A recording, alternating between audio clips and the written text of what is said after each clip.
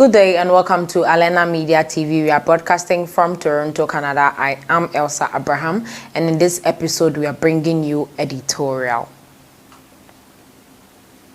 Eritrean refugees, 50 years of injustice. Let's go for a quick break. When we come back, we'll get our editorial in details. Stay with us.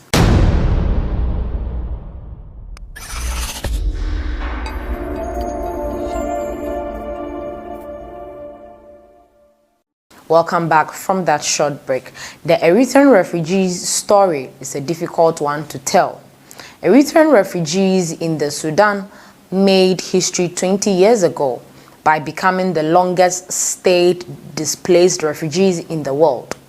The length of time, the relatively friendly atmosphere accorded to most refugees by the Sudanese government and people, and the similarity between the Sudanese and most of the earlier Eritrean refugees artificially camouflage the signs of their flight effectively.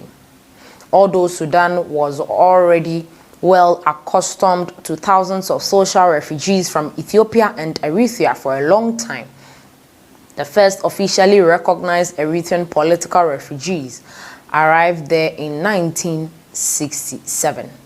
At least until 1991, when Eritrean independence was but assured, most of the refugees in the Sudan had the never-dimming gleam of hope about someday returning home and living the rest of their lives with dignity.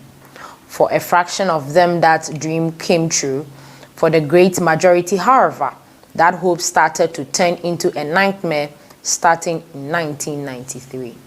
This article is by no means a detailed account of the Eritrean refugees in the Sudan, but if anything at all, it should only be viewed as a mere supplement to Sela J article, Eritrean refugees in Sudan, 50 years and counting. As of 1991, it was widely believed that there were approximately 750,000 Eritrean refugees all over the world. The UNHCR, the Sudan, the Eritrean, all agree that around 500,000 of these were in the Sudan. Since 1991, thousands of Eritreans, euphoric with the much anticipated and just acquired independence, started to head back home. By 1991, rumors of voluntary repatriation had begun to spread, and Mr. El Khatim, a Sudanese representative at the UNHCR's Refugee Program General Debate of 1993, warned the attendants how seriously exaggerated the rumor was and to not be swayed by it nor stop financing the refugee camps. In the meantime, several misunderstandings between Sudan and Eritrean governments regarding methods, organization, and timing of the repatriation program were festering, and in 1994 they began to exchange war of words in the open. The UNHCR, although caught in the middle, had several projects related to the refugees underway, both in the Sudan and Eritrea, both of whom kept reporting and thus asking it to consider their respective reports more in its budgeting scheme.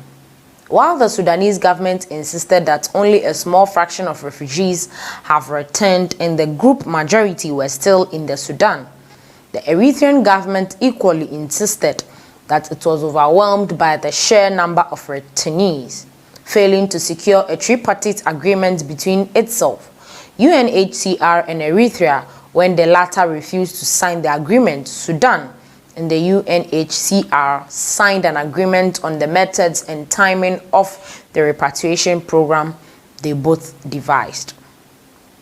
Although over 100,000 were planned to be repatriated in early mid-1990s, only 25,000 were repatriated under a pilot program conducted between November 1994 and May 1995. Citing the various political and technical problems and differences between the government of Eritrea and Sudan, UNHCR stated that the organized repatriation was stalled along with a joint effort by the Sudan and the UNHCR to repatriate a portion of refugees as a pilot program. There were thousands of enthusiastic Eritreans already repatriating themselves, mostly in the Gash Setit sub-region, such as those who established the now vibrant town of Alebo. The successes of some of these voluntary returnees are important to at least partially gauge the Eritrean government's state of mind at the time. In fact, one has to assume that perhaps these types of successes may have encouraged it to insist on voluntary repatriation instead of what Sudan and the UNHCR were proposing at the time. In the advent of Eritrea-Sudan diplomatic breakdown, Sudan reported distress by the number of potential returnees who were demanding a security guarantee from it in the UNHCR before they were shipped back to Eritrea. Perhaps by those uncertain about their fate once they returned, according to the Sudanese government, they were the great majority of the refugees at the time. Sudan proposed a well-organized and timely repatriation program. It got UNHCR's cooperation but not Eritrea's, which demanded a voluntary repatriation only, citing several reasons including the need for new infrastructures, health, and other safety issues. It received UNHCR's cooperation in most cases but not Sudan's, who by then was accusing Eritrea of playing delaying tactics. Towards the end of 1995, Eritrea was entangled in a clash with Yemen over ownership of a few islands and marine borderline. The repatriation war of West intensified further, and Eritrea accused Sudan of abusing the refugees while it accused Eritrea of squandering its major resource on war adventure.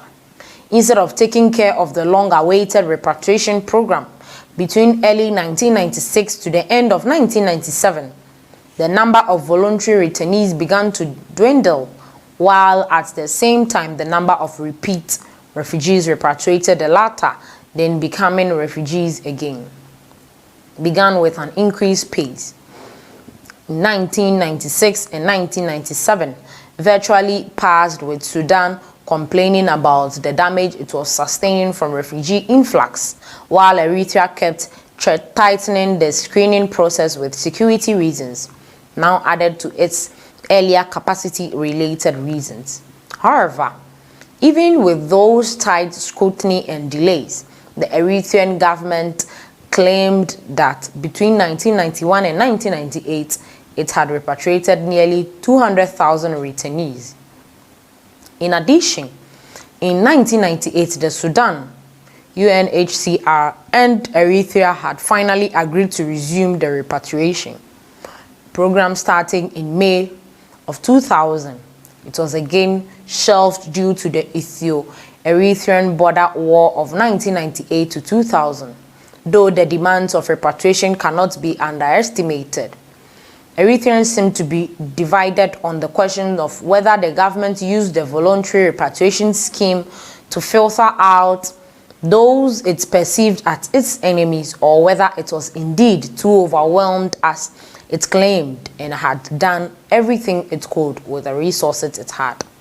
True or not, the fact that EPLF's interception had some religious connotations to it, and its military removed the ELF from Eritrea, and of course, the PFDJ's subsequent behaviors, such as refusing to allow the remains of its old rivals who died in exile to return to Eritrea, suggests a possibility that it is purposely blocking or delaying the refugee repatriation program.